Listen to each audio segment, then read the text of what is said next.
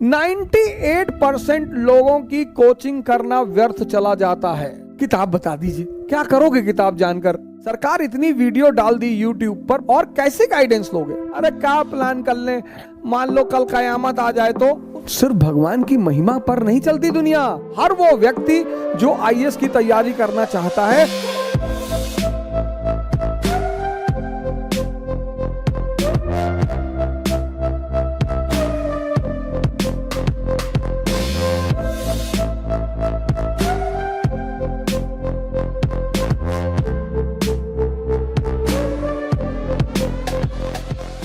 जितने भी महान लोग हैं, शाही लोग हैं, एरिस्टोक्रेसी है, वो बिना प्लान के कुछ भी नहीं करती। आम आदमी किसके भरोसे है? भाग्य के। मैंने कहा ना, दुनिया में दो ही जातियां हैं, एक एरिस्टोक्रेसी, एक कॉमन पीपल। बड़े सारे युवा मुझसे कहते हैं तैयारी शुरू करना है, कहां से शुरू करें, आप गाइडेंस दे दें। सरकार इतनी वीडियो डाल दी यूट्यूब पर, बहुत सारे लोगों की वीडियो पड़ी हुई है, और कैसे गाइडेंस लोगे? पहला चरण जो गाइडेंस का होगा वो ये है कि बेस क्लियर होना चाहिए। तुमको यार लैटिट्यूड पता नहीं, लॉन्गिट्यूड पता नहीं, फोर्स पता नहीं, मास पता नहीं, मोमेंटम पता नहीं, इनर्शिया पता नहीं, किताब बता दीजिए, क्या करोगे किताब जानकर? आईएएस की तैयारी का जो पहला चरण है, हर वो व्यक्ति जो आईएएस की तैयारी करना चाहता है, उसे पहली चीज जो स्पष्ट करनी है कि उसका आधार मजबूत है कि नहीं। वो अगर आधार मजबूत करके कोचिंग करना है तो उसे 80% का फायदा होगा। फिर से मैं इस बात को रिपीट करूंगा, हर वो व्यक्ति जो आईएएस की कोचिंग करना चाहता है, अगर वो आधार मजबूत कर करके आए, जब वो ग्रेजुएशन फर्स्ट ईयर में है तभी से शुरू कर दे,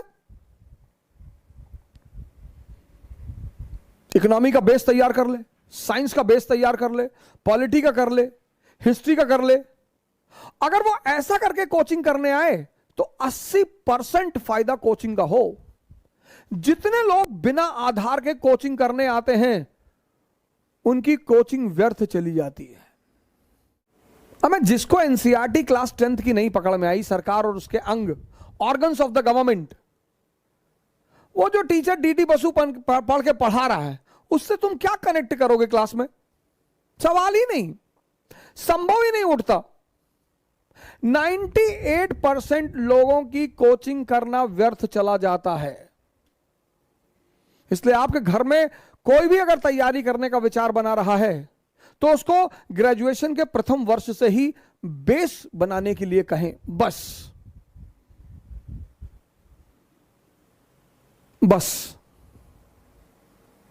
अगर व्यक्ति ने अपना बेस बना लिया तो कोचिंग उससे फायदा करेगी, तो कोचिंग उसे सूट करेगी।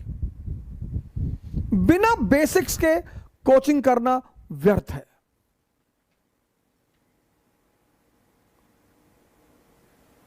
जब तुम क्लास में कनेक्ट नहीं कर पाओगे, घर में होमवर्क नहीं कर पाओगे। जब तुम्हें क्लास में कुछ समझ में नहीं आएगा, तुम लिखोगे सिर्फ बैठकर, घर में होमवर्क नहीं कर पाओगे। घर में होमवर्क नहीं कर पाओगे, कंसोलिडेट नहीं होगा।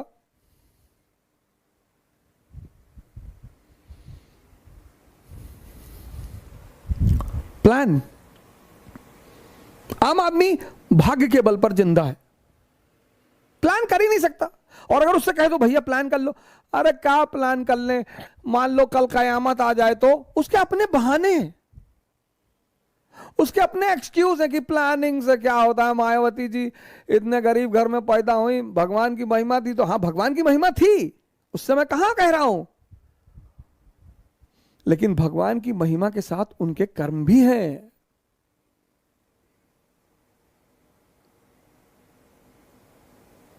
सिर्फ भगवान की महिमा पर नहीं चलती दुनिया। नहीं तो मंदिर का पुजारी का बेटा आईएएस होता, नहीं तो मस्जिद के इमाम के बेटे ही आईएएस होते, नहीं तो चर्च के पादरियों के बेटे ही आईएएस होते और राजा होते। अगर सिर्फ भगवान के बल पर यह दुनिया चल रही होती तो सबसे ज्यादा परिवार किसके खुशी होते? पुरोहितों के। उन्हीं के बच्चे सबसे सफल होते, उन्हीं के बच्चों की अच्छी शादी होती, उन्हीं के बच्चों की नौकरी लगती।